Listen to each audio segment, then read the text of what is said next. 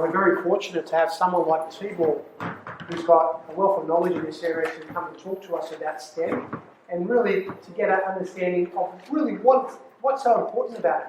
We're going to have some fun today, and I know Tibor's presentations are always fun. When I first met Tibor a couple of years ago, I was so engaged, and so I invited him to a couple of other functions I actually hosted and never looked back, and that's why I've got him here again to talk to our students. So, ladies and gentlemen, please welcome Tibor Molnar. Thank you. And well, welcome to Australia, all you guys. You're probably fairly new. How long have you been here? Like 2 weeks. 2 weeks. All right. Well, just long enough to know where the place is. Excellent. All right. It works. It's traditional. It's become customary in Australia to acknowledge the traditional custodians of this land, the Gadigal people of the Eora Nation. And I've blanked out the face of this painting, which is at the Mitchell Library, because the First Nation people are a bit sensitive about seeing the faces of their ancestors. By the way, I can recommend a visit to the Mitchell Library, which is up in the city. It's a lovely old building, which was founded 100 years ago as a result of a request from a bibliophile who collected an enormous number of Australian books. So it's probably the best Australian collection I know. For the sake of completeness, though, I'd like to push this just one step further. I'd also like to acknowledge the Australopithecines of the African savannah, because they are not only the elders of the First Nation people here, but they're also the ancestors of ourselves. They are the elders of all of us. Had they not done what they did 3.6 million years ago, then none of us would be here, right? So I think we owe them an enormous debt, so I'd like to include them in my acknowledgement as well. Okay, and I have to issue a mandatory health warning. This talk may contain traces of nuts. Okay, here's the outline of my talk. Okay, what happens in between, I've got no idea. So we'll have to wait and see. I would like to start with a little bit of history to put this into some sort of context. I'd like to talk to you about the age of STEAM. Now, this is George Stephenson's locomotion number 1, appropriately called because it was the first passenger railway, steam-driven passenger railway in the world. It was in County Surrey, I think, and it was built by George Stephenson, Robert Stephenson's father. Okay, that's a replica. The original is here in the museum. The son, Robert Stephenson, built this thing. This is probably one of the most famous steam engines in antiquity. This is the rocket, so called because it managed to achieve a speed of 30 miles an hour. Okay, this was really hoofing it back in 1829. Of course, in those days, they had no idea that today would be flying around at 1,000 times that speed. Right. So and this is probably a steam engine that you know. This would be the most famous steam engine of all time. This is the Flying Scotsman. It's been to America. They put it on a train in about 1960 or 70 or something, shipped it over to America, and it did some celebrity tours around America. It's been to Australia as well, but it got rebuilt in the 1990s. It now looks beautiful and new and shiny like that, and it does ceremonial service in England. It's a beautiful train.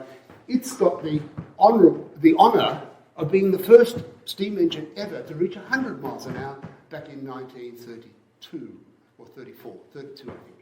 So it was a significant achievement. It was a wonderful steam engine. It's one of the most beautiful machines going. Okay, but steam goes back a little further than that. The very first commercially successful steam machine, it wasn't a steam engine, it was a steam machine, was this thing. This is Tom Savory's steam pump, and it was used to pump water out of a coal mine for the miners, because previously they had to dig it out by buckets or something. And that was in service. It was patented in 1698, and it was in service over 300 years ago in 1702. That's steam engines actually doing some work. Before that, we didn't know about steam, of course. This little machine here, the iron pile, goes back to just about in the 1st century AD. So this is 2,000 years old. But they didn't work out how to get it to do work. They couldn't make machines. They just saw the steam and say, isn't this clever? It makes things go round. So putting all that aside, the steam machinery, I guess, really has a history of about 300 years. I'd like to go back further than that, though, because even the STEAM age, I think, has to be put into some sort of context. So I'd like to go back about 500 years, back to the European Renaissance in the 15th and 16th centuries. Now this was the dawning of, in a sense, I suppose, it was the dawning of the rebirth. That's why it's a Renaissance. It was the rebirth of the human intellect. And it just so happened that it happened in Europe. It's where we gave up on scholasticism, where we thought that the way to answer every question in the world was to look up the textbook, which in those days was the Bible. We stopped doing that. We worked out that we can actually think for ourselves. Humanism was the idea that we don't have to look up the textbook to find out what the right answer is. If we try hard enough, we can actually think for ourselves. And it was famously started by people like Mirandola and Martin Luther, whom I think you might know. And the whole idea was that they were reappraising the ancient Greek and Roman learning through reasoning and empirical evidence. They actually went and looked around in the world to see what the world was like, rather than looking in a book. It's a rather novel idea, don't you think? That was followed fairly smartly by a scientific revolution. That was bound to happen once people started thinking for themselves. They noticed things and they started thinking about them too. That also started in Europe, and the most famous names are Copernicus, Bacon, Galileo, Newton, and a gentleman called William Whewell, who was the man who coined the word scientist in 1833. Less than 200 years ago, there was not a word in the English language for scientist. Okay? So it's a very new idea to have science. It's a new game. The scientific revolution, of course, they found lots of stuff. And then that led to the STEAM revolution. So then the STEAM age came, and here's Savory and Stevenson and all the others. That was in the 18th and 19th centuries. And then following that came the Industrial Revolution. I mean, once you had steam engines everywhere, the Industrial Revolution was a no-brainer. It was bound to happen. They now had all these machines that could do things, and of course it revolutionised the textile industry, revolutionised the mining industry, it started revolutionising transportation, they suddenly had trains, it revolutionised electricity generation, lots of things changed. And it led to the emergence of what we today call a capitalist economy. Capitalism was born during the period from 1760 to about 1840. It's not that old either. Okay, there was lots of trading and bartering and whatever going on thousands of years ago. But as an economy, as something that was a capitalist economy, it really came, it grew into something significant in this time. Of course, it wasn't a universal success. There was a lot of people who didn't like it. It was rather Dickensian, to say the least. If you worked in one of these textile mills, you wouldn't have been a very happy person. And so there were the Luddites who were the rebellion in the textile mills. There was the swing riots, which was from the agricultural group, because all the people in the agriculture were now being done out of a job by steam machines. And then, of course, Marxism and communism was born at the same time. It was a rebellion. Marxism and communism was really just a response to the excesses of industrialization, right? You can see how that would happen. So that's where all the communist ideas come from. They're from all the people who didn't like the capitalists who owned all the steam engines taking all the money. So it all makes sense.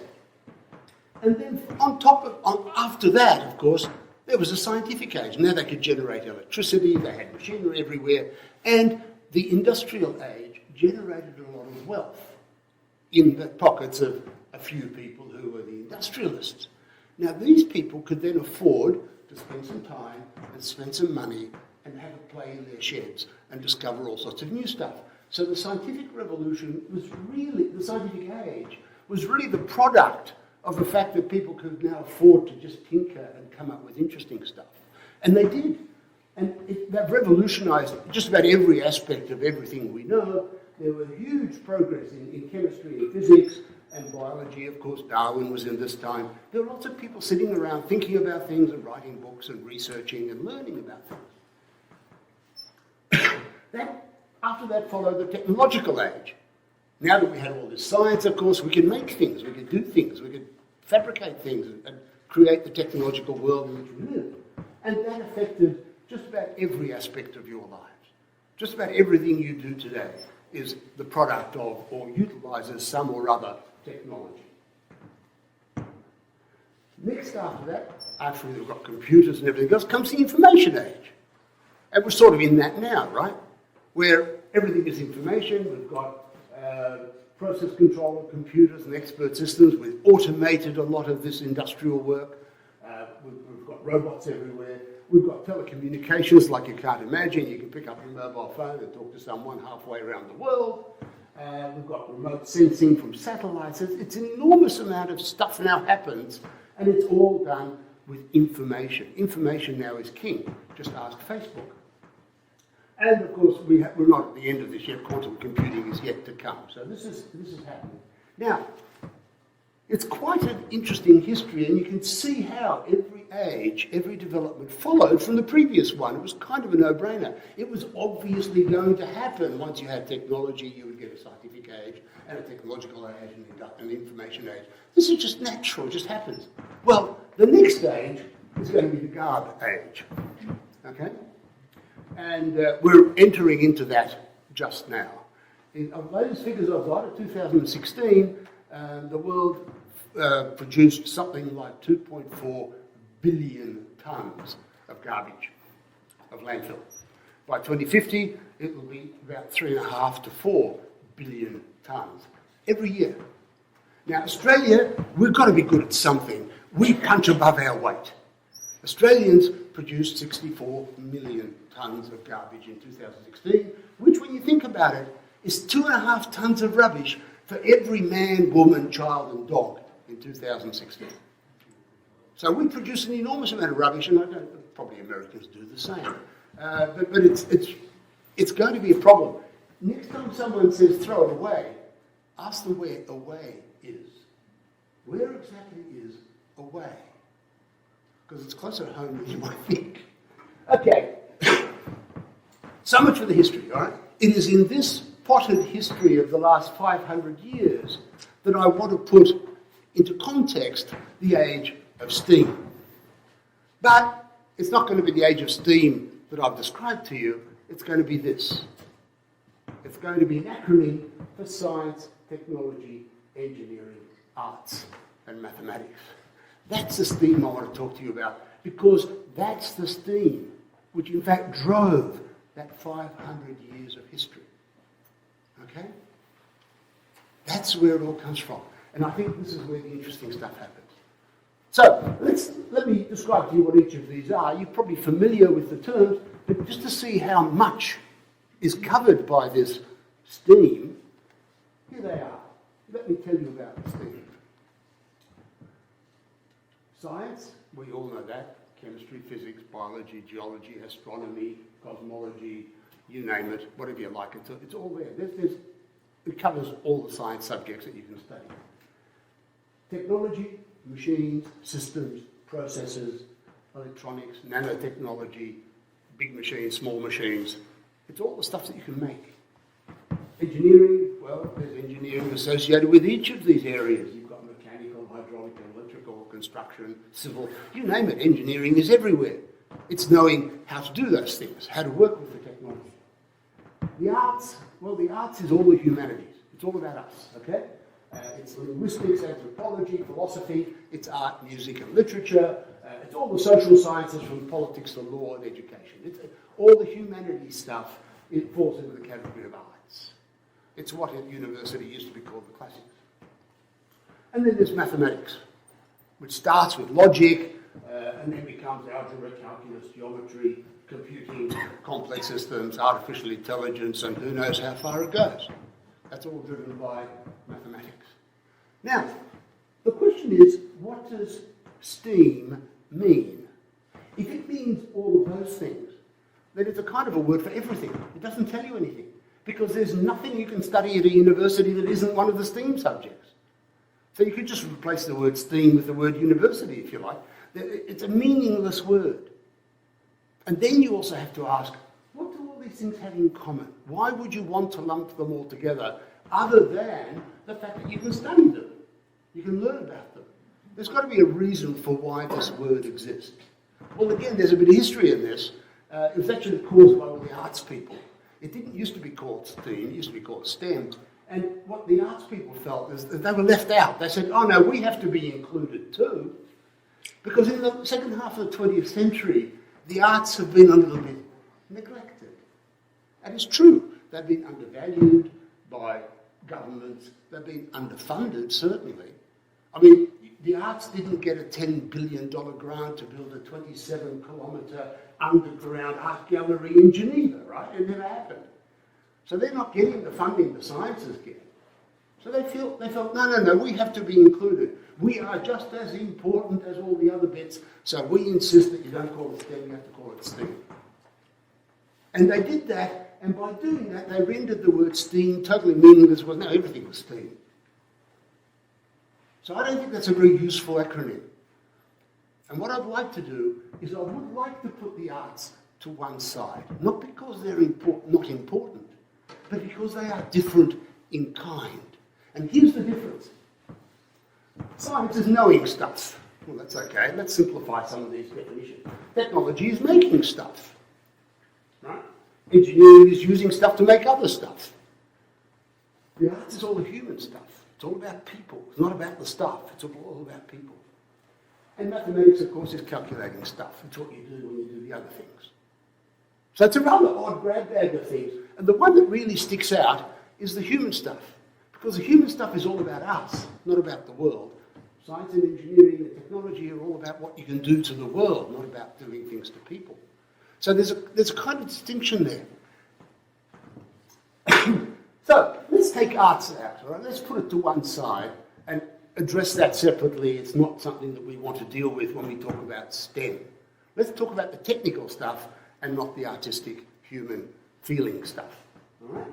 So let's talk about STEM instead. We can summarise this even further. We can say science is getting to know, never mind the stuff, which is getting to know anything at all. Technology is applying what we know. Engineering is using what we know. Arts is, well, how we feel about what we know. That's the human stuff. And then there's mathematics, which is really a tool for describing and manipulating what we know. That's really what it's about. So in fact, it doesn't really belong in there either, because it is already included in the others. We can't do the science and technology and engineering if you haven't got the tool for doing it. This is just a tool. It doesn't have to stick out separately. But what the hell? It makes the acronym sound good. You can call it STEM. If you only call it STEM, it wouldn't quite work as well. So, STEM is the study of everything in the natural world. That's how I want to define it. All right? It's about what there is, it's about what we know about it, and it's about what we can do with it, which is kind of the world we inhabit. It doesn't say anything about whether we should do it. It doesn't say anything about whether we want to do it. It doesn't say anything about us. It's just what's available, because that's where the world is. Okay, now, STEM will produce tangible outputs.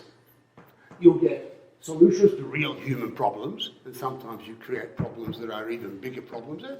There's a story that says every problem has a solution, and every solution has a problem. And every time you go around the loop, the price goes up. Okay? It's also a multi-level interdisciplinary approach, because you've got the science, the technology, the engineering, all these different people with different sets of skills can all come together and produce tangible outputs by working with the world. This is the applied sciences, I guess we can say. There are also intangible outputs. We get explanations of how the world works. We get to learn that the world was formed out of a Big Bang 13.8 billion years ago. It's not a useful piece of information. There's not much we can do with it. We can't change it. We can't exploit it. It was a long time ago. But gee, it's interesting. It's fun to know. So I call this an intangible output. It's not something you can do anything with, but it's something you want to know anyway, right? Then there are tangible inputs. You've got to put something in to get something out. What you have to put in is education, time, effort, money, resources, and a whole lot of data. You've got to do a whole lot of work, collect information about the world. You pump it all in, and then you'll get your tangible outputs out of it. And what happens in between is all the work you do. It's all the science and all the technology and engineering. That's the business that converts the inputs into outputs. But there's another set of inputs as well. There are intangible inputs too. And these intangible inputs are all the concepts, the ideas, the foundational axioms. I'll talk about those in a minute. There's all the formal logic of how you go about thinking about these things. There's all the machinery that goes into converting the inputs into the outputs. And that's a separate item. They're intangible inputs. They're not things like education. These are things you have to know in order to get educated as well. They're somehow, you have to generate these, you can almost call it intelligence or just thinking. And it is, in fact, critical thinking. That, I think, is an intangible input to all of this. This is what goes in. And this is the stuff that I'm going to be talking about in those 3 lectures later on in February and March. So let me now define what I think science is. Question for you guys. Who can give me a 1-sentence definition of science? What's science? Come on. Oh, no. Don't be shy. Come on. We're all friends here. No offers. Oh, okay, got an offer up there, yes. Science is what scientists do. Yeah, okay, by definition. I'll go with that. Hard to disagree with that. Okay, yep. Science is explaining what we observe. That is Yes, explaining what we observe. Yep. Mm-hmm. It's like physical, tangible. That's right. It's about the physical world, not about poetry. It's not about the metaphysical. Okay, that's true. I was going to say like the trial and error, trying to explain like reality and like what it is. Okay, trying to explain reality. Right. Okay. Yep. The study of the world around us. Studying the world around us. Exactly. In fact, that's the definition I came up with. All right. I came up with this 1-sentence thing because I couldn't find a really neat definition. I saw something by a guy called Hugh Lawson-Tankred, which is about 3 pages long, and I thought, that can't be a definition, that's a description. What I said is, it's not this. This is not what science is. Okay? This is exactly what science isn't. Rather, science is this. It's a quest to answer just one question. And that question is, what must the world be like in order that it produces the things that we observe? How does it do it? What's going on? That's what we want to know. And I think that's what science does. Science pursues the answer to that question. You agree? Anyone disagree? Anyone got an advance on the argument? No? Okay. All right, so science is simply the business of working out what's going on, which is sort of what you said. Okay. But science and technology are different. Science, if you like, is about working out what's going on. It's a quest for understanding. But notice that it's a quest for understanding without actually wanting to change anything. I want to know how it works. It doesn't mean I want to change it. I don't want to change the fact that the world was created 13.81 billion years ago. Not that I could. But I don't want to do that. I just want to know. So it's about finding answers, not about changing the world. Technology is the reverse. Technology is wanting to change the world without necessarily understanding it. We don't do organ transplants and we don't do data encryption and so on because we want to understand how data encryption works. We want to do it because we want to achieve a particular effect. We want to change what we do with the world and in the world without necessarily understanding it. We may not understand how organ transplants work, but hey, if it works, we'll do it. It's great. That's what we want. It achieves the effect. So technology is the pursuit of effects in exactly the same way as I would argue science is the pursuit of causes. See the difference? It's sort of a cause and effect relationship, right? Between science and technology. Now, of course, you've got to do the science in order to do the technology. They go together. You can't have one without the other. But they have different purposes in mind. They do it for a different reason. And we can separate these two. And typically, this is how we go about doing it, right? What we do is we detect something in the world. Your Geiger counter goes tick. Something happens. And you notice.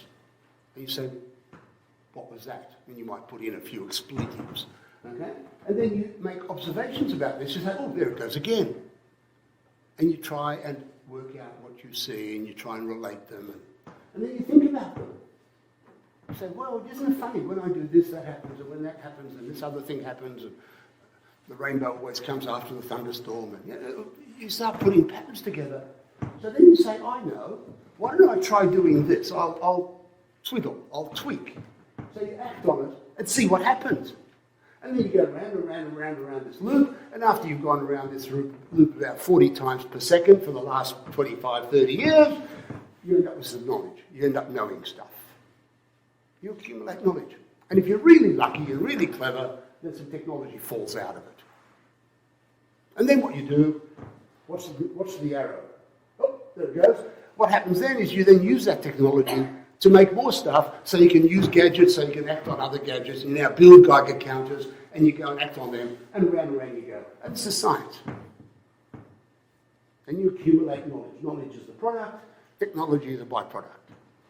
It's not why you're doing it, but it comes out. Okay, and this diagram it's only a cartoon. It's actually much more complicated than that. It's only a little cartoon, but it accommodates everything to do with STEM.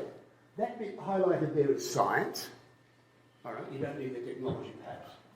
This bit is the technology. It's where you apply your thinking of what you know and you start making things and technology comes out. Then you've got engineering, which is much the same, except now the arrow goes the other way. And thinking, well, mathematics just lives in there. It's just how you do some of that thinking. So all of STEM is in that little cartoon model. All right, so far. Now, but there's something missing. What's missing is all the rules about how you would go about doing these things. How do you think? How do you make observations? What procedures do you follow, and how do you know that what you're doing makes any sense? Well, you need a methodology. You need some kind of way of doing these things to make sense of what it is you're doing.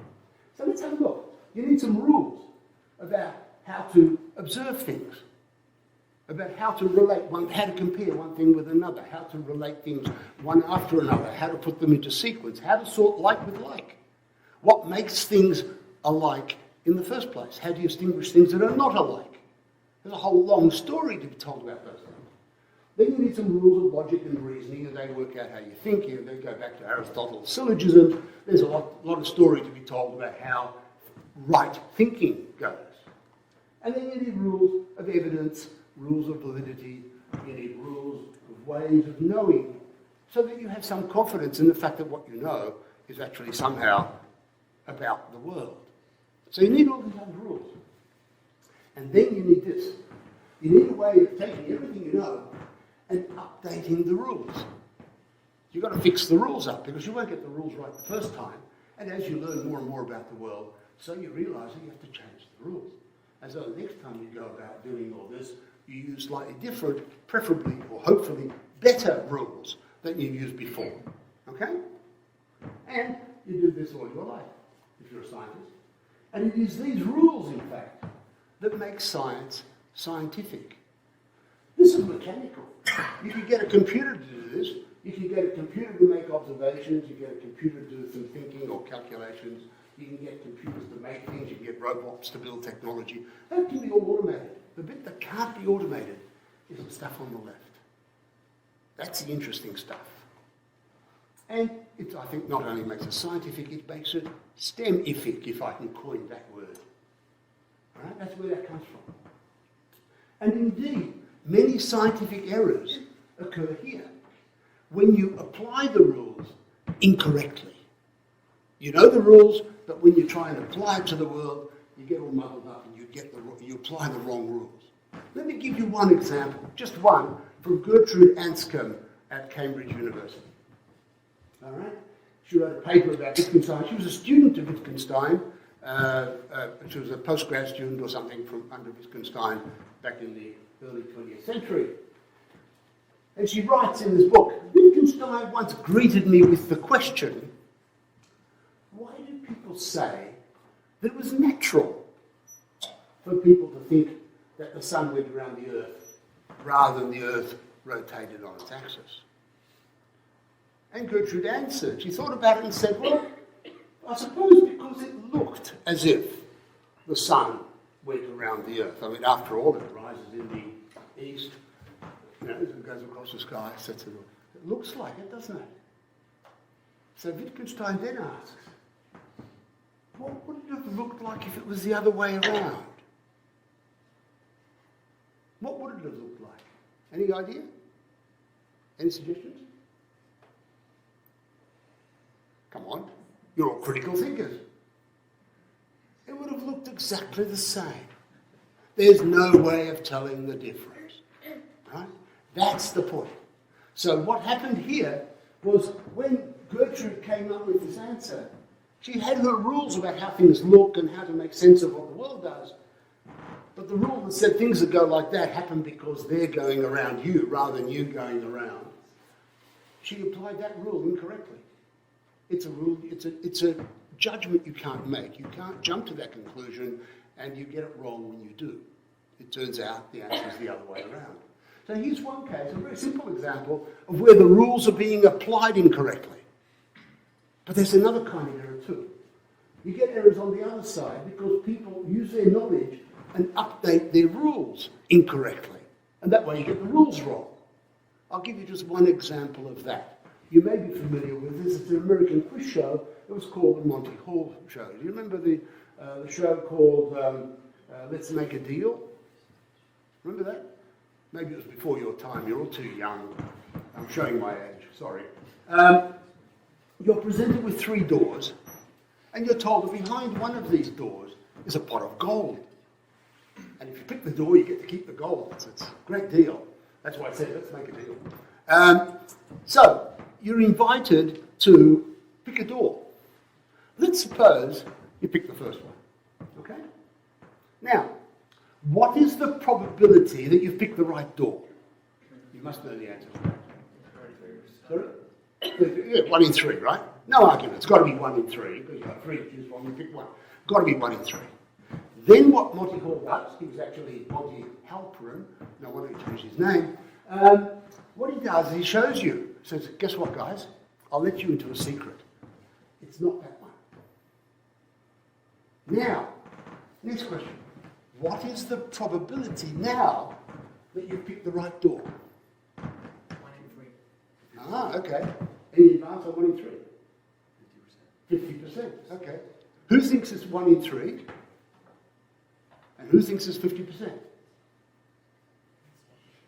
Who didn't put their hand up?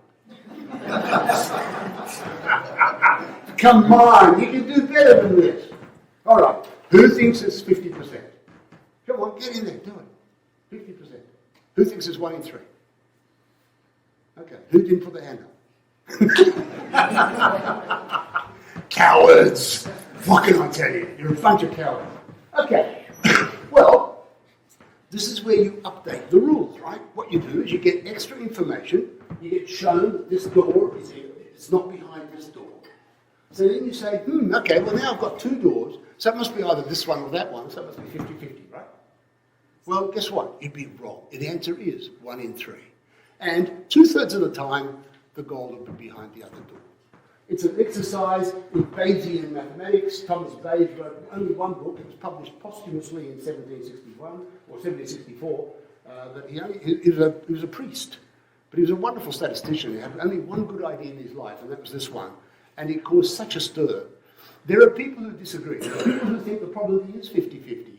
And at Macquarie University, in the statistics department, there's a group of people who are what are called anti-Bayesian. And they think the odds are 50-50.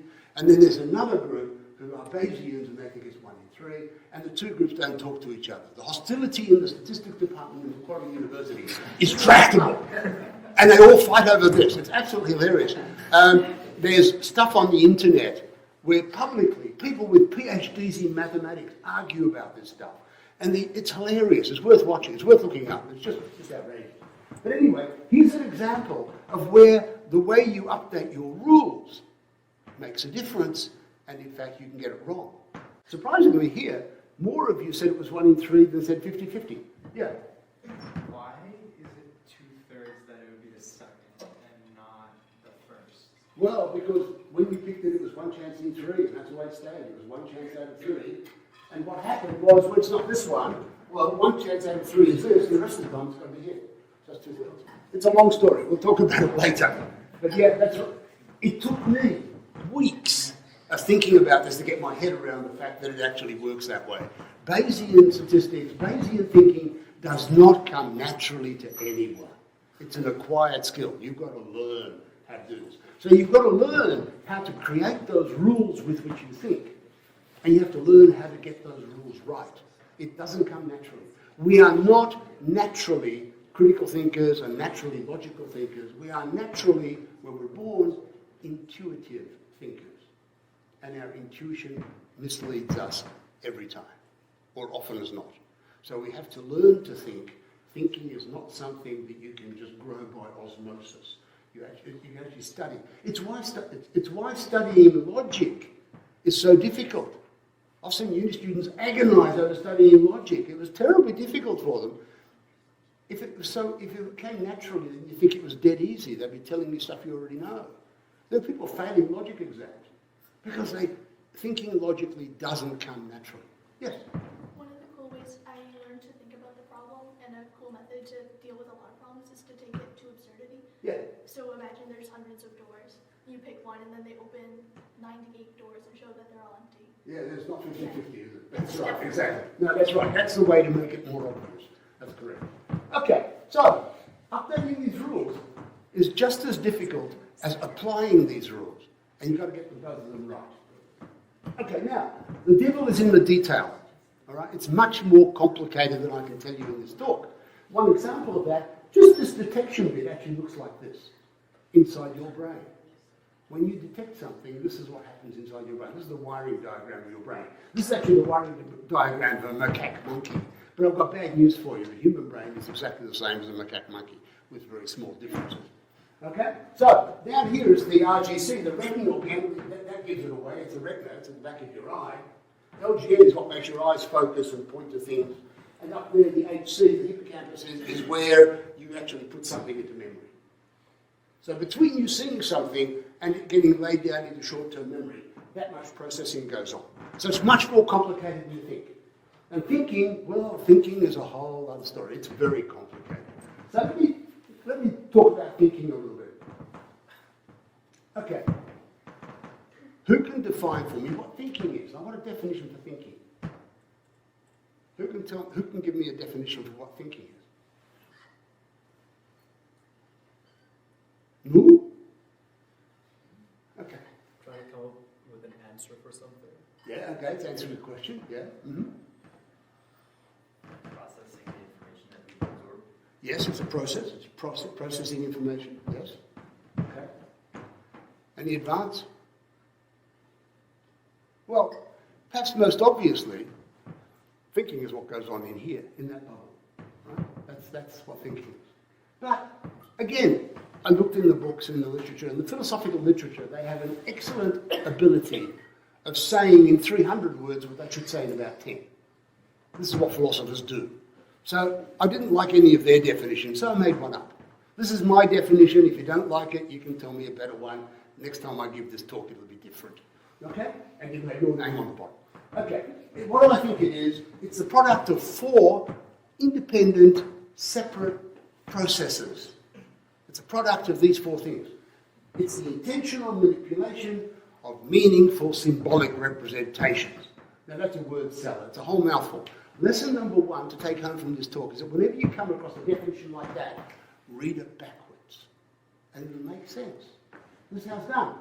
It's a kind of computation. You start off with symbolic representations.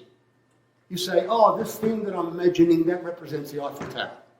It means that if I want to think about the Eiffel Tower, I no longer have to stick the Eiffel Tower in my ear. I can now think about it, manipulate the symbol, which kind of represents or stands for the Eiffel Tower, and I can think about the Eiffel Tower without actually having the Eiffel Tower in my arms. Then what you do is you ascribe meaning to it. You say, this Eiffel Tower is actually, this symbol that I have in my head about the Eiffel Tower is actually that thing. And you associate your symbols with things in the world, and now they're meaningful, because now when you manipulate those symbols, you're actually manipulating the ideas, the things that they refer to. So now your thinking is about something, because you have these associations. And then you have these systematic rule-governed manipulations. You have ways of doing that. That's where all the logic comes in. And you do the whole thing intentionally and purposefully. You do it for a reason. You want to do this. And if you do that, I would argue that's what thinking is. Okay? That's how I think. That's how I define thinking. And thinking if that's what it is, it can take place in any suitably equipped computing or thinking machine. It needs some bits, okay? You need some working memory, you need some long-term memory, you need counters, accumulators, comparators, things that compare things, things that order, sequence things, and so on. You need all those bits of equipment to do it. But once you've got all that gear, you can do thinking, basically. You need one more thing if you're human, or if you're upper primate or higher primate. You need feedback-driven multi-layer networks. This is what you need to be intelligent. If you don't have that, you're not intelligent. Most computers don't have them.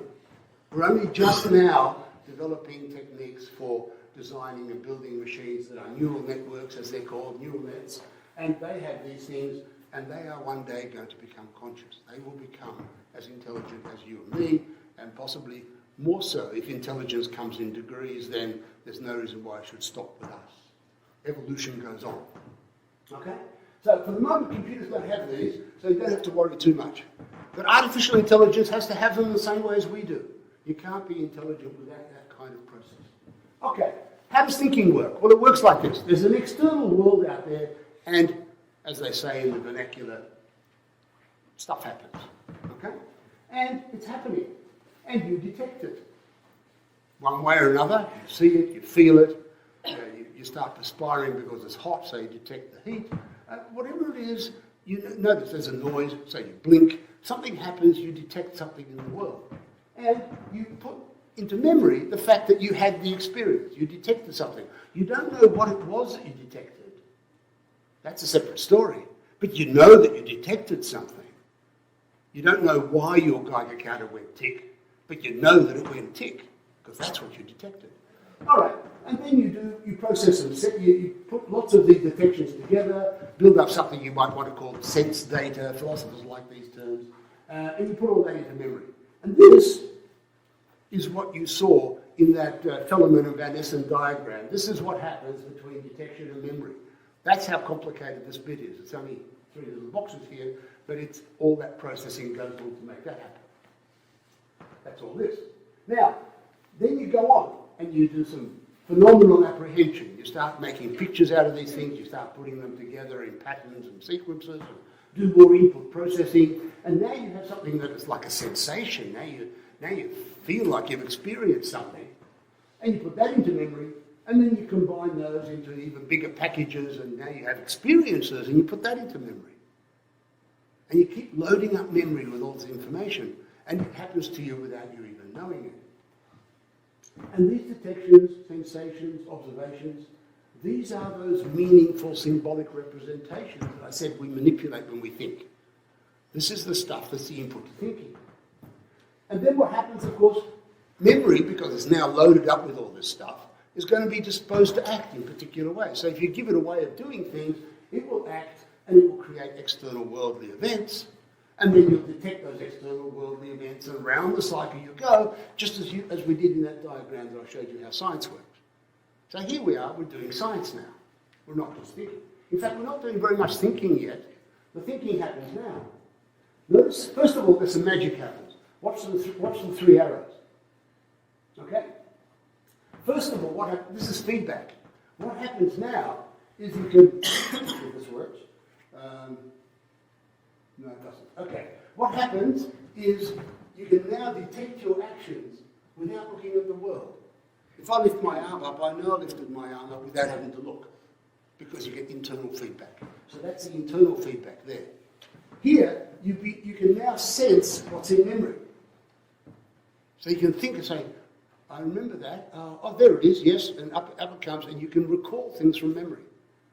Before, you could only put things in memory. You couldn't actually get them out again. Now, you can get them out and think about them. So now you've got feedback between the thinking, between the sensations, between the sensing and the memory. So you need that double arrow. And you have another one down here where you can remember your observations. You don't just make observations and put them into memory. You can now pull them out and think about them as well. Now you're conscious, because now you are aware of what goes on inside your own memory. That's what you need for consciousness. That's the feedback that you need. And now you're in a position to start doing some thinking. You can now take the stuff out of memory, take your observations, and you can think about it to your heart's content. You can contextualize it, you can recognize things, you can interpret things, you can relate one thing to another, you can do all sorts of clever things, you can justify and evaluate them and work out if you think they're right, according to certain rules, which are the processes of thinking. And that also enables you then to deliberate. It's not a separate activity. This is what the deliberating is. But what it does, it interposes between your disposition to act in a particular way and acting. So instead of acting directly just because you feel like it, you now think about it, work out your various options, and act that way. And that's only because you can think. So it's actually part of your thinking that makes it possible for you to deliberate about your actions before you act. And likewise, what is in your memory is now what we call knowledge. Now, notice that you've got detection, observation, thinking, knowledge, action. This is how science is done. So science is really just the manifestation, the external description of what goes on internally inside you when you're thinking. So it's really just thinking about the world. That's all science is.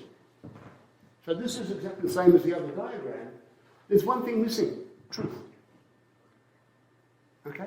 There's a connection between memory and the external world. If what is in your memory corresponds exactly with the way the world is, then you've clearly got it right? So that what you're thinking is true. There's just one small problem.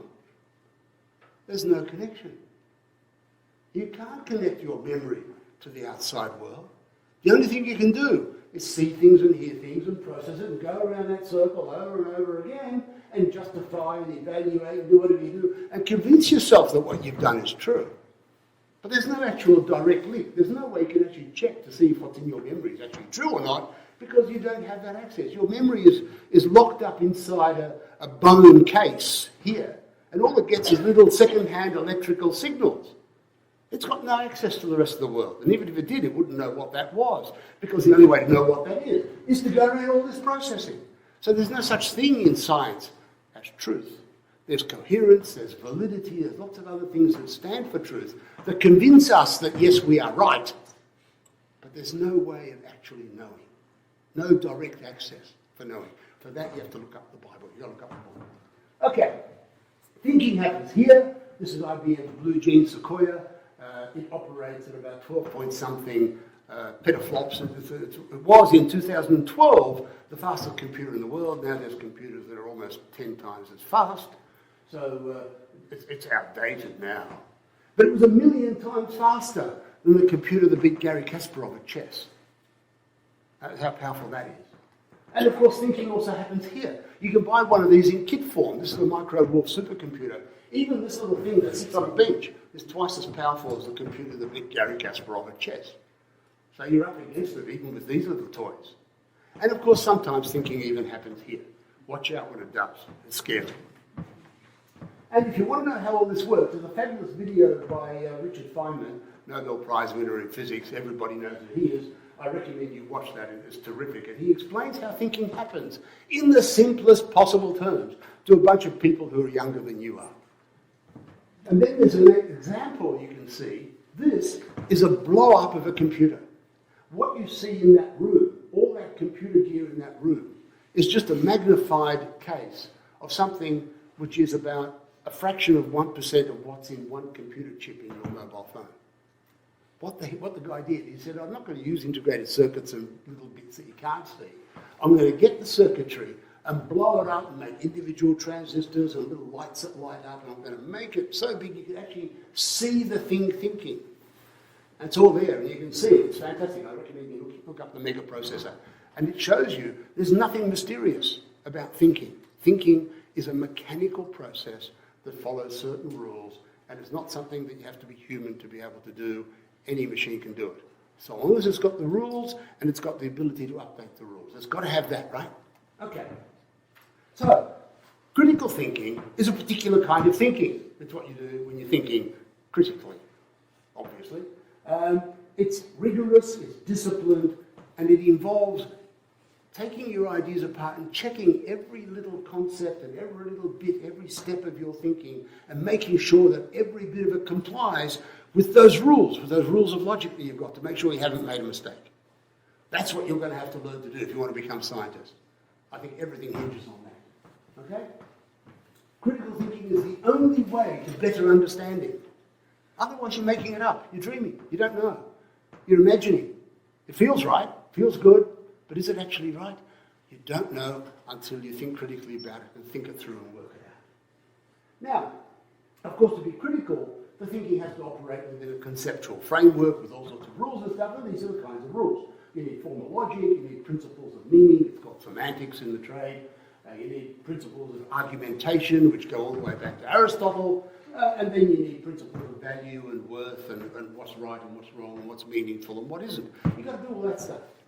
And this is the gold standard for right reasoning. If you can do that, then you can't get it wrong. You can't be wrong if you get this right. You can be, that's as right as you can get. If you get it wrong, there's something seriously going on in the world. It's out to get you. All right? If the world is capricious, if it's out to get you, you'll get it wrong. But if it's not, then this is as good as it gets. And from these axioms, plus a few other things, we can actually construct the understanding of the entire physical world.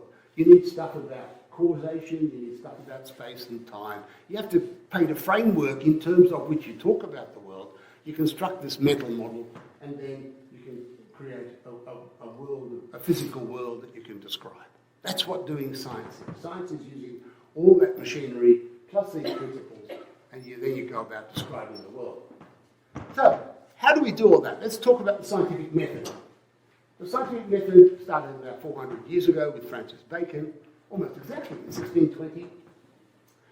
And it went, Karl Popper wrote about it in the 1950s and 60s, and they're still arguing about it today. So this is not over.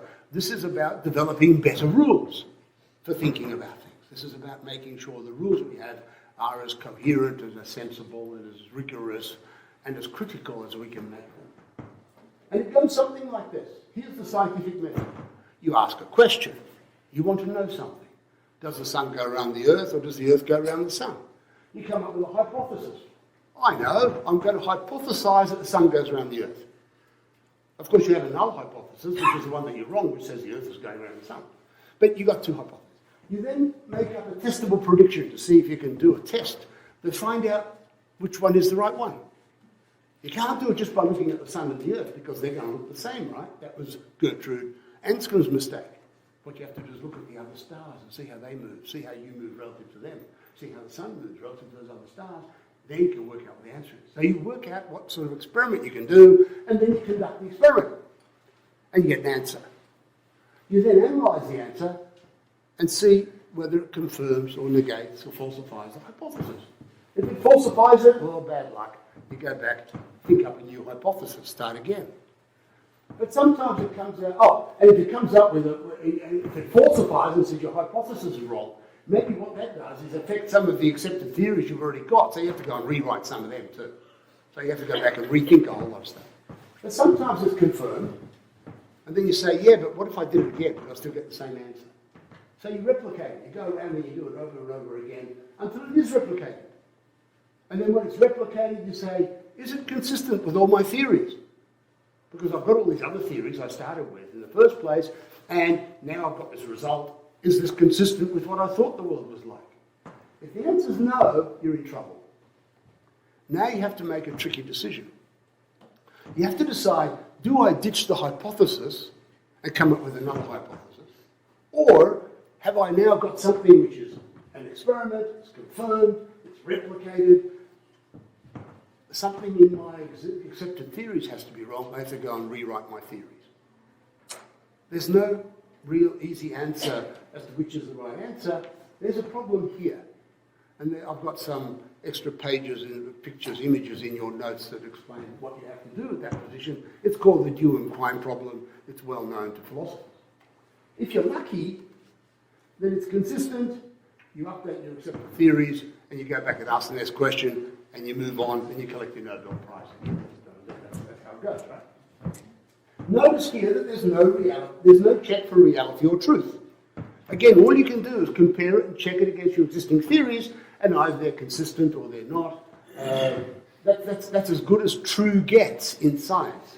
So in science you get validity, you get consistency, but you don't get truth. There's no such thing as a scientific truth. Truth is a metaphysical concept. There are metaphysical truths, and I'll give you a whole list of them in the lectures that are coming up in February, March. That's what it's all about. It's about working out what is metaphysically true, even though there's no way of proving that they're physically true.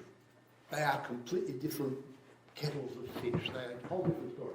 Okay, so these rules have names. Another thing first. The scientific method then is not here, not over here where I said it was. It's actually over there. That's the scientific method. It's in those rules. The methodology for how you do science is not the mechanics of doing science. but it's how you think about it to make what you do scientific. So the scientific method lives over there. As Carl Sagan said, science is not just a body of knowledge, it's a way of thinking. And it's about the way. It's not about doing the thinking. It's about the way you do it that defines whether you're doing science or not. Now, some people don't like this. Most famously, Paul Feyerabend says, science has no special features that makes it better than voodoo or witchcraft. I think that's a bit extreme. I don't think that's right. I think if you understand what the scientific method is, you wouldn't say that. So I think that proves that he didn't understand the scientific method, and it's well accepted in the trade that he actually didn't. It's not very popular. So healthy skepticism is always a good thing. You've got to remain skeptical. You have to have an open mind, because at any moment you might discover you accept the theories are wrong. That can happen.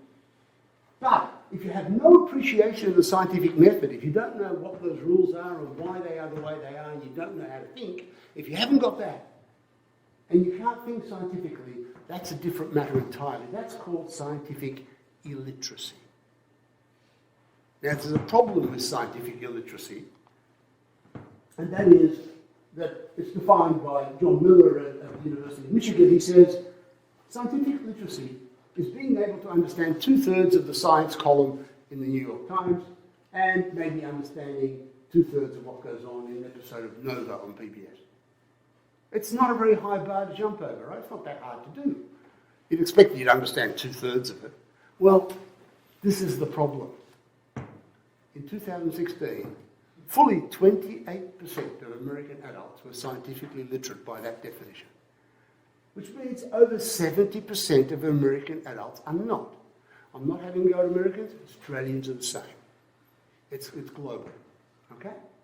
70% of the adult population are not scientifically literate. It's scary. The rate varies, of course, by education. If you don't finish high school or have no high school at all, only 7% of adults are scientifically literate. They can read the New York Times and understand it if they don't go to high school. If you go to university and come out with a university degree, 62% of you will be scientifically literate.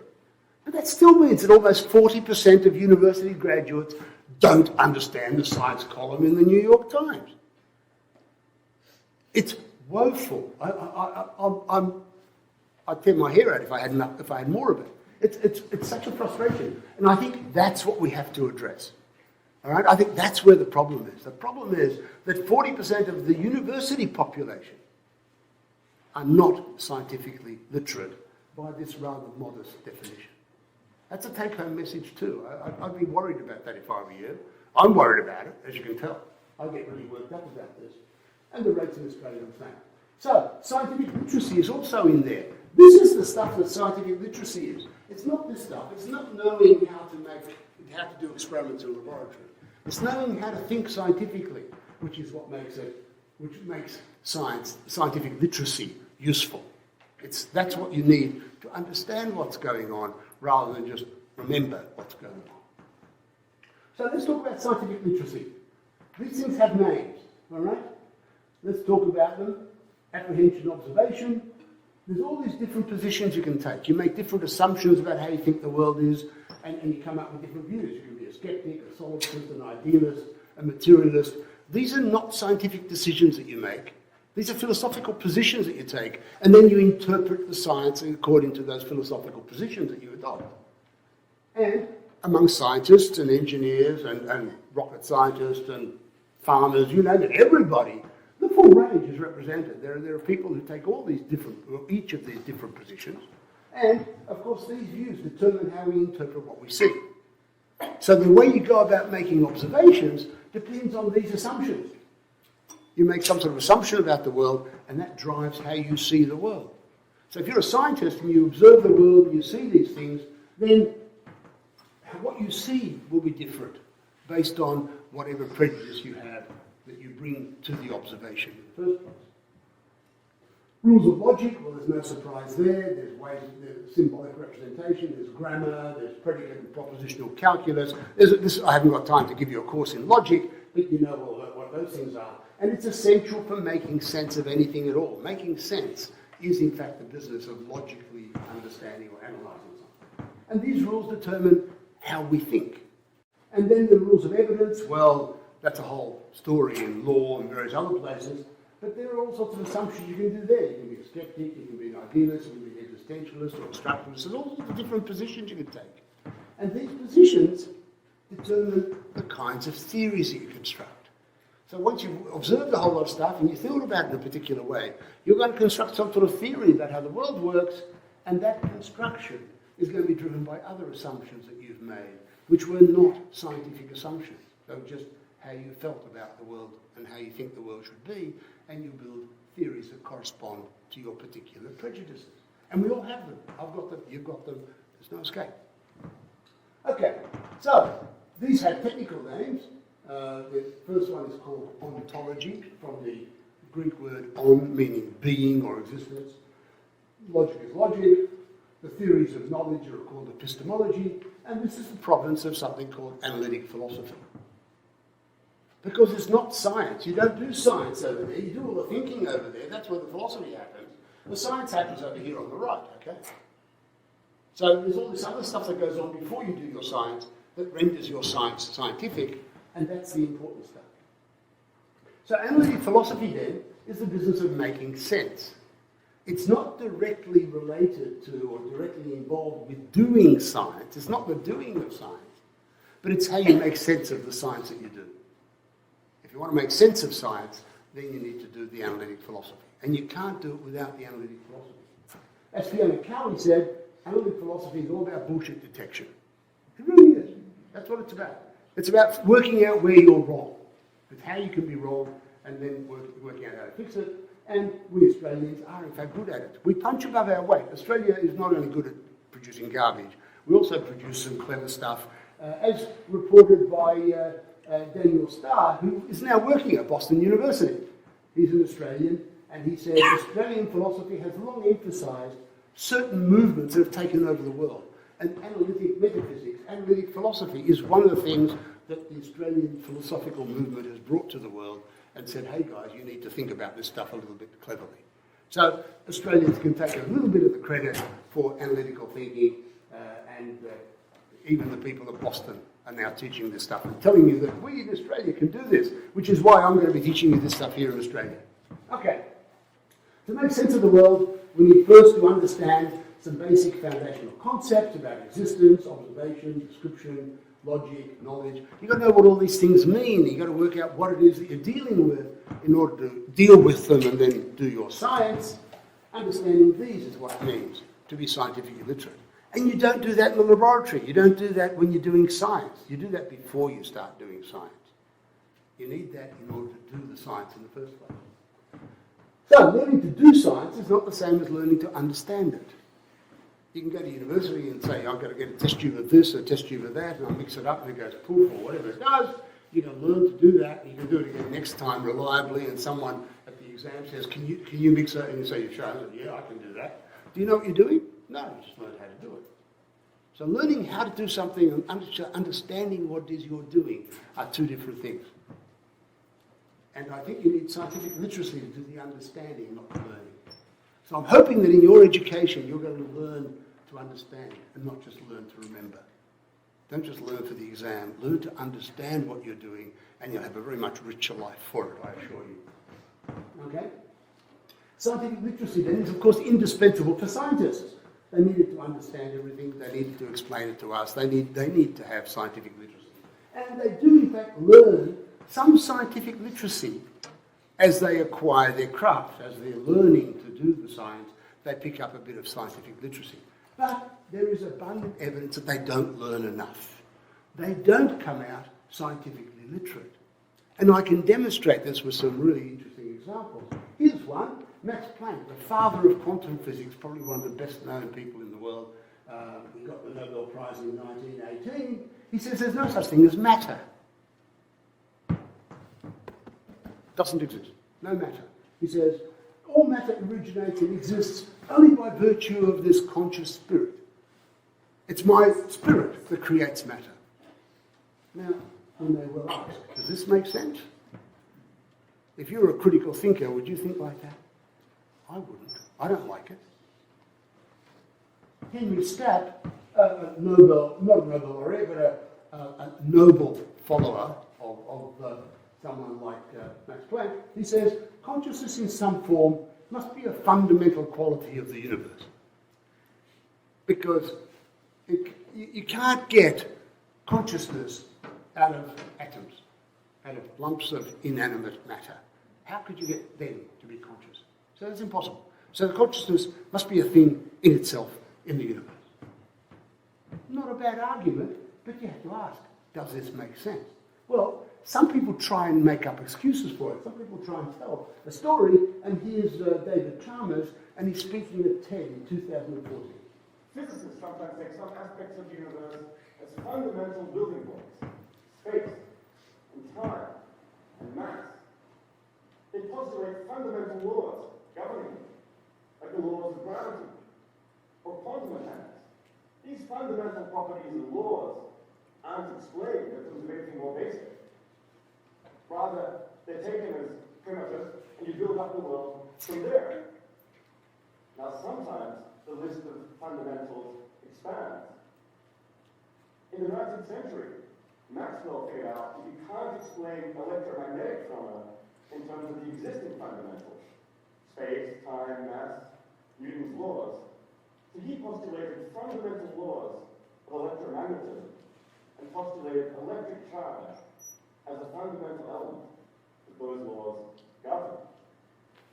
I think that's the situation we're in with consciousness.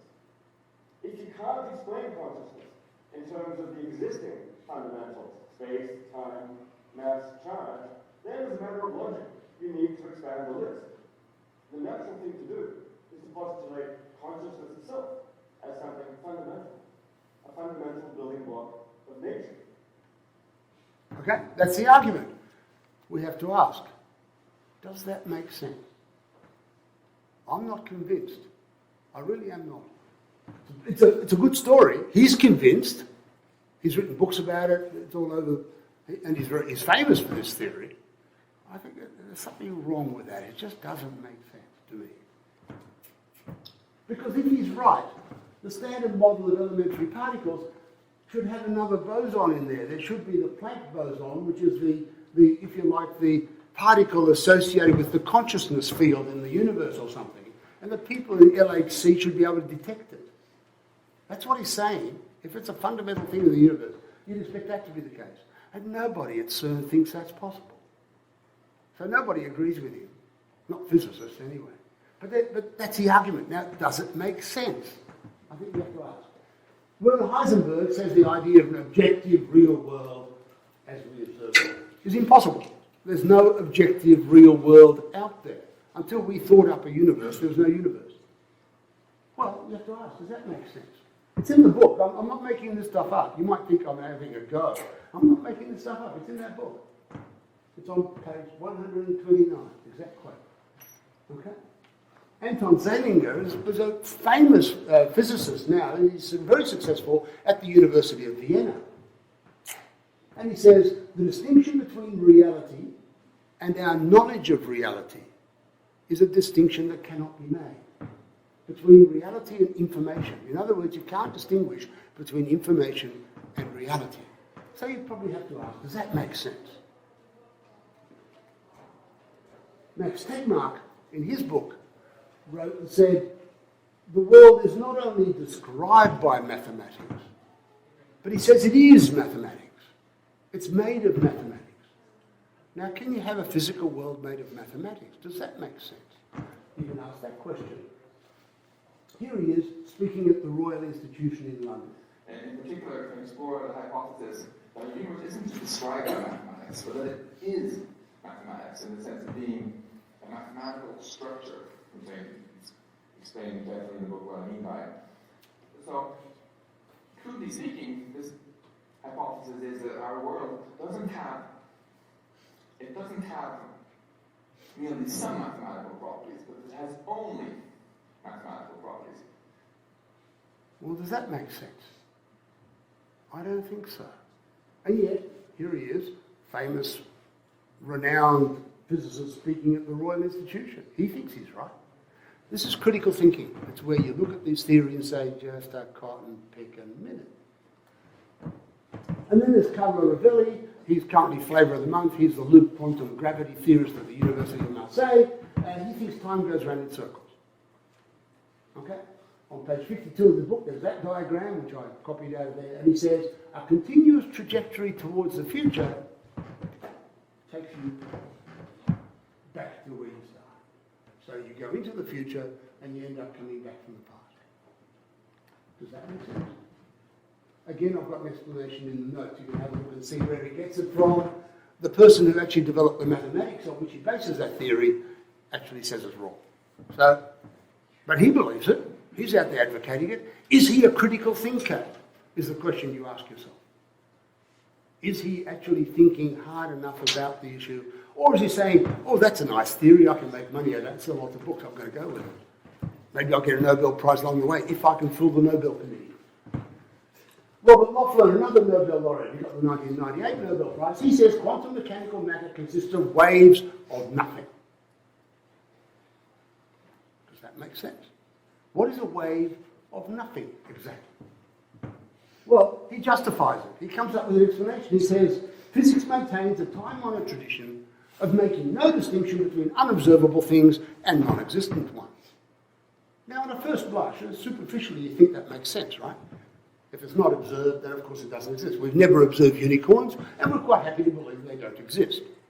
That's sort of how we go, right? But it doesn't make sense. Is it reasonable to suppose something is non-existent just because it has not been observed? And then, what about the reverse? Is it reasonable to suppose something does exist because it is observed? Is that what determines it?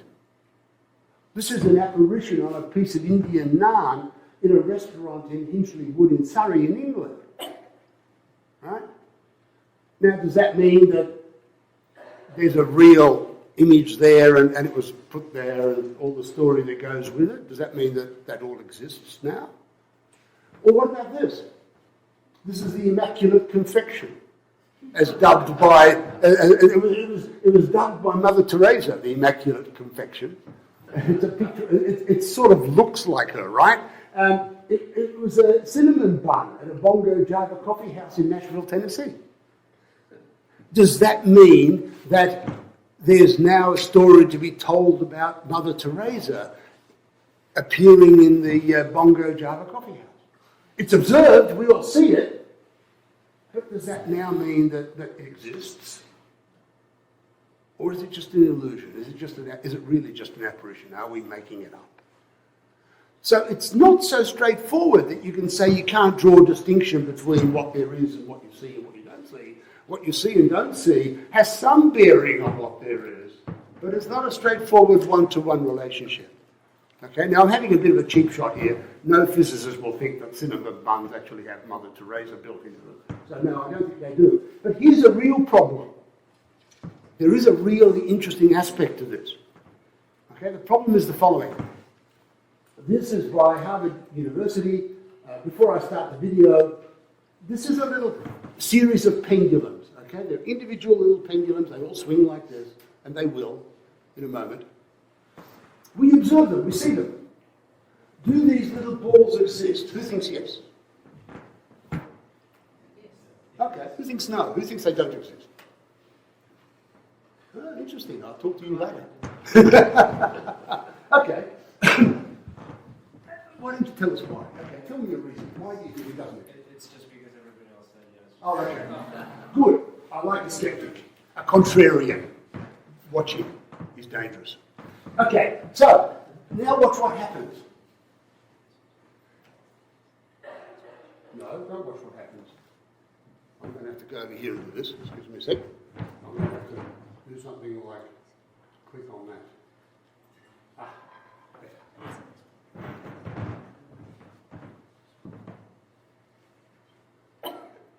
I've seen this 100 times and it bends my mind every time.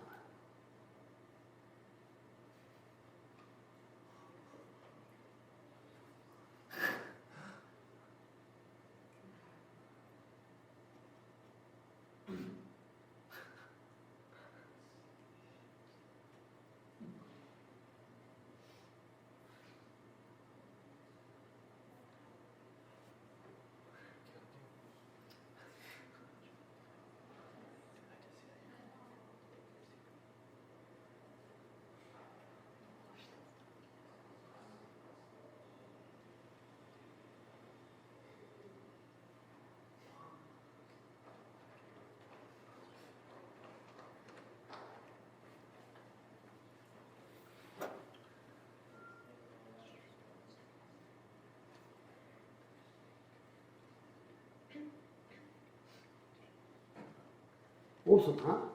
Isn't that amazing? Now, there's a very important message in this. A really interesting take-home message. Think about this.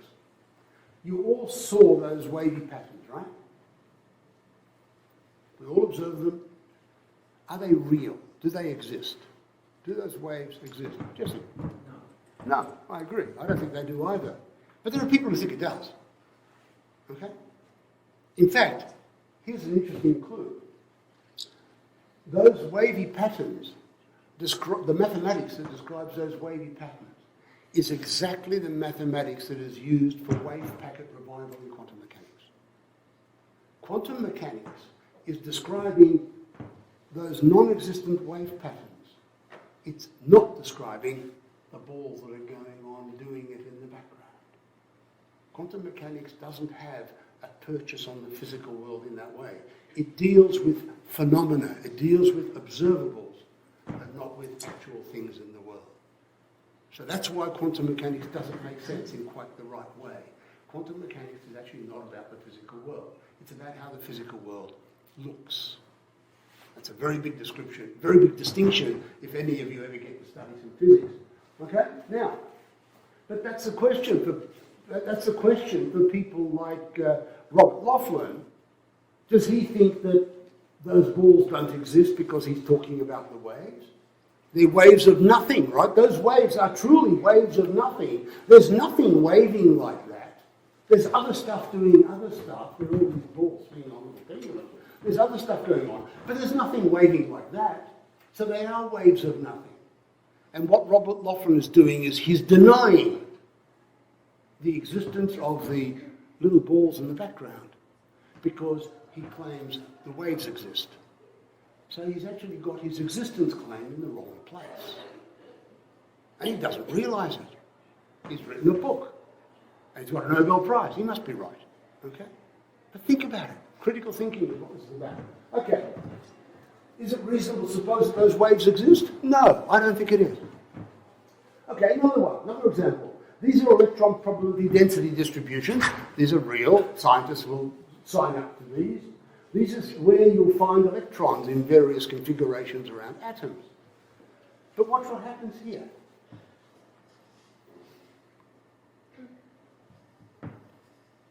Who's seen Chladni plates before? Okay.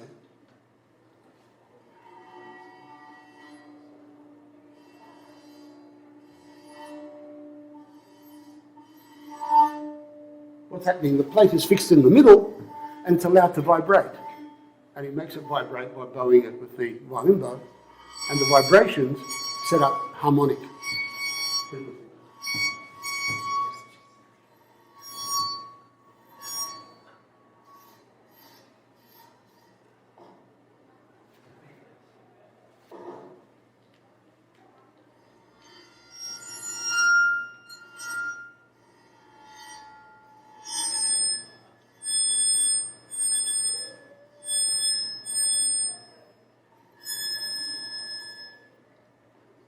And so on it goes. All right?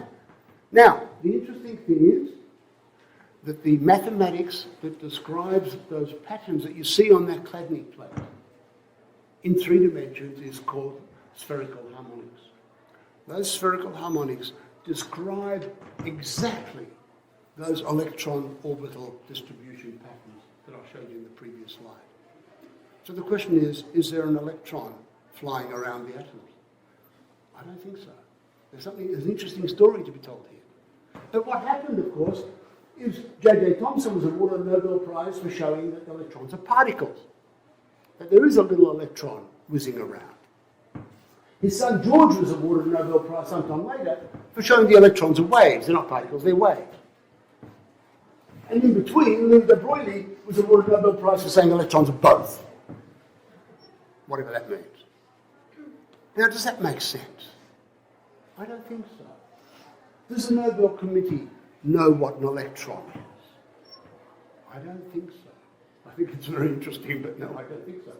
Does wave-particle duality make sense? I don't think so. Critical thinking says, no, this can't be the whole story. There is an interesting story to be told, but that ain't it. All right, Richard Feynman says, no one can explain any more than we've just explained. He says, we don't know the answer. Nobel Committee didn't know the answer. I don't know the answer. All I know is the answer isn't what we thought it was. Okay? We have no idea. Okay, that was back in 1965. In the intervening 50 years, the only thing that physicists have achieved is they actually convinced everybody they have no idea. No one knows. And Sabine Hossenfelder in her book says exactly the same thing. She says, someone needs to talk me out of my suspicion that theoretical physicists are collectively delusional. They're making this stuff up. This stuff doesn't make sense. And Peter Boyd says it's so far from making sense, it's not even wrong. All right.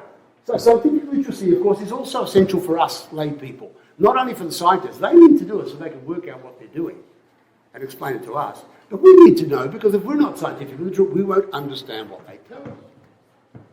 Scientific literacy now is more relevant to us than ever before in the technological age in which we live. Just imagine if everyone was scientifically literate. There'd be no gay bashing, there'd be no anti-vaxxers, and we'd all understand climate change. Because you don't have to be a climate scientist to understand climate change. You only need to remember two things. One of them is your gin and tonic stays cold until the ice melts. And the other one is that in winter you put extra blanket on, it makes you warmer. Not because the blanket is heating, but because it slows down the rate at which you cool. All right, so I think STEM matters. All right? I think it's important that we all should be scientifically literate. And I think STEM is scientific literacy. I don't think STEM is science, technology, engineering, mathematics. That's all the mechanics of doing science and technology. But that's not where the interesting stuff is. STEM is about this scientific literacy. It's about how you do it and how you think about it. And science needs scientific literacy and vice versa, just as Einstein said. Epistemology without science is empty, and epistemology without science, well, kind of doesn't make any sense. So science, technology, engineering, maths are really just an odd combination of stuff you can study. But it's not STEM. STEM is something else. STEM is that requirement for deeper understanding, so you know what all this stuff means. STEM is the study of these scientific foundational principles and of how things make sense. Because I think that's what we want. We want to make sense of things. And that's what STEM's about, and that's why it matters. Knowing scientific facts is not the same as being scientifically literate. Remembering is not the same as understanding. And I think you need to draw that distinction in everything you study. Learning science, technology, engineering, maths is no substitute for being scientifically literate, because without it you can do the science, but you can't understand it. So we have to think critically, and if I may coin the word, systemically. Okay?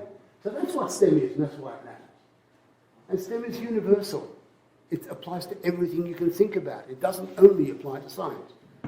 If you're a logical, critical thinker, you can apply it to your studies in law, your studies in sociology, your studies in economics, your studies in everything at all. It doesn't have to be science. It's all about thinking and not about what it is that you're thinking about. And thinking is the name of the game.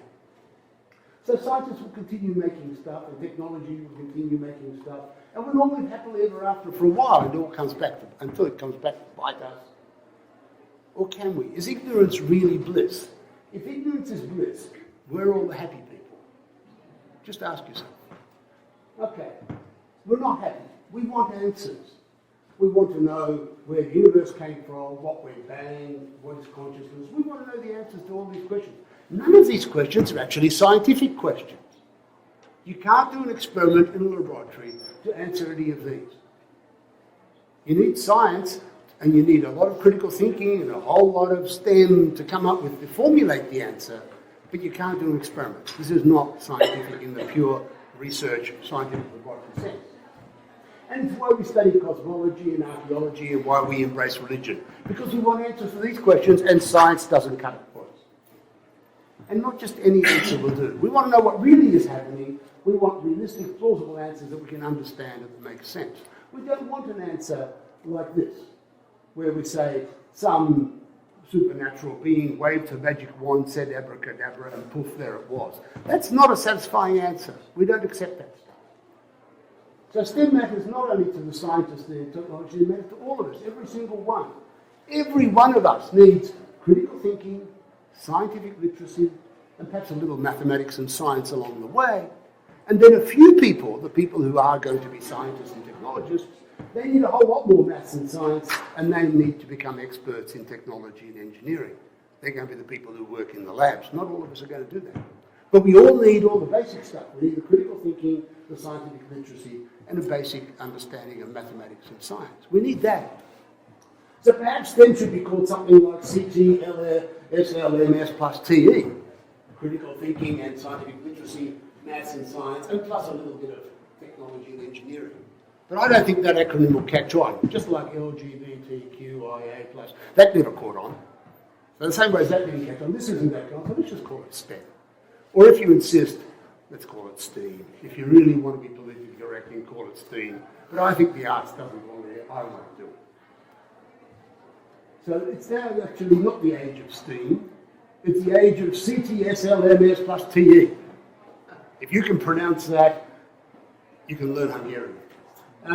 It's critical thinking, scientific literacy, mathematics, science, technology. It's all those things. It's not just STEM.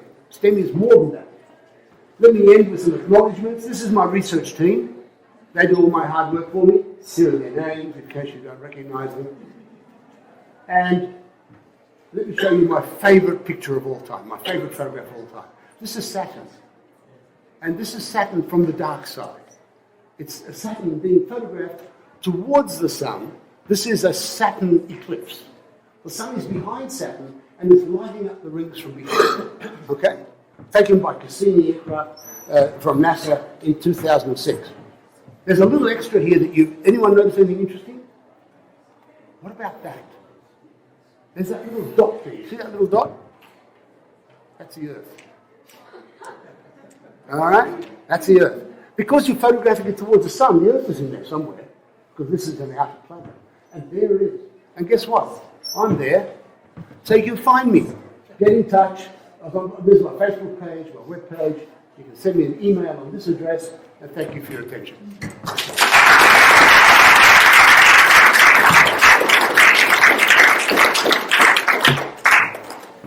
On behalf of Boston University, thank you, Tibor, so much for this lecture, and we've all learned so much from the last hour and a half. Thank you. Pleasure. Oh, thank you. Oh. Beautiful. Thank you. Love it.